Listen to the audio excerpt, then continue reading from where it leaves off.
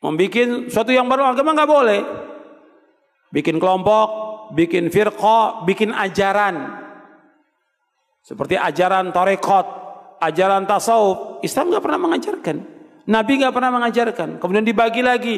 Ini ada tarekat, ada syariat, ada hakikat, ada ma'rifat. Nggak ada dari Nabi SAW. Nggak ada dari sahabat. Ini sesuatu yang muhdats, yang baru dalam agama, yang Nabi nggak contohkan. Nggak ada.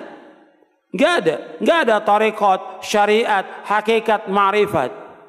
Maka kata para ulama dalam tasawuf itu awalnya bid'ah dan akhirnya zindiq.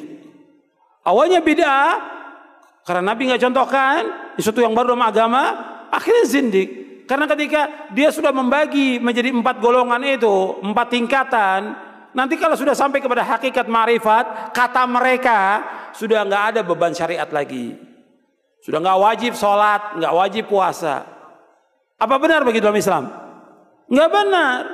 Sekarang orang yang paling mulia dari seluruh manusia siapa? Rasulullah SAW. Nabi tetap sholat sampai akhir hayatnya. Nabi puasa sampai akhir hayatnya. Dan semua Nabi laksanakan agama ini. Sebagaimana Allah berfirman di akhir surah Al-Hijr, wa'bud rabbaka hatta ya'tiyakal yaqin. Beribadah kamu kepada Allah sampai datangnya al-yaqin. Maksudnya al-yaqin al-maut, kematian. Nabi terus ibadah kepada Allah. Enggak ada dalam Islam dibagi, oh kamu ini masih baru, kamu ini tarekat syariat kamu. Kalau saya sudah wali, nggak perlu lagi sholat, nggak perlu puasa. Betul, wali syaiton. Yang seperti itu, wali syaiton.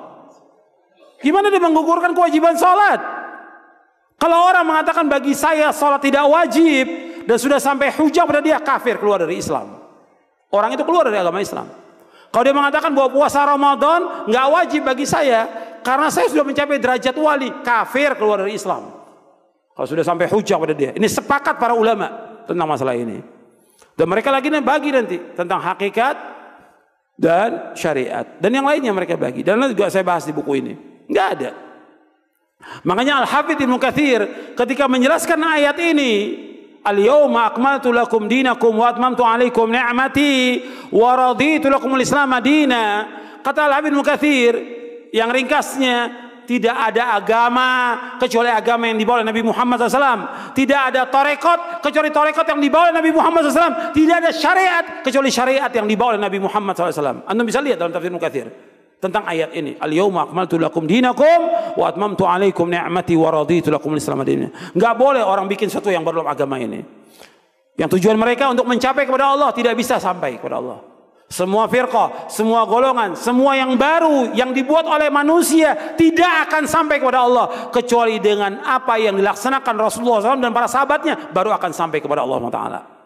Itu penjelasan para ulama. Harus jelas dan tegas disampaikan kepada umat ini supaya umat tidak sesat.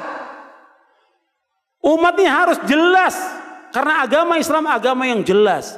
Maka akidah salaf ini, akidah Ahlussunnah, akidah yang jelas gamblang.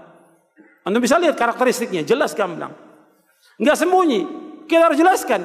Kalau kita sayang kepada umat, jelaskan semuanya. Yang hak-hak, yang batil-batil, yang sesat-sesat kita jelaskan. Yang benar-benar, yang sesat-sesat kita jelaskan.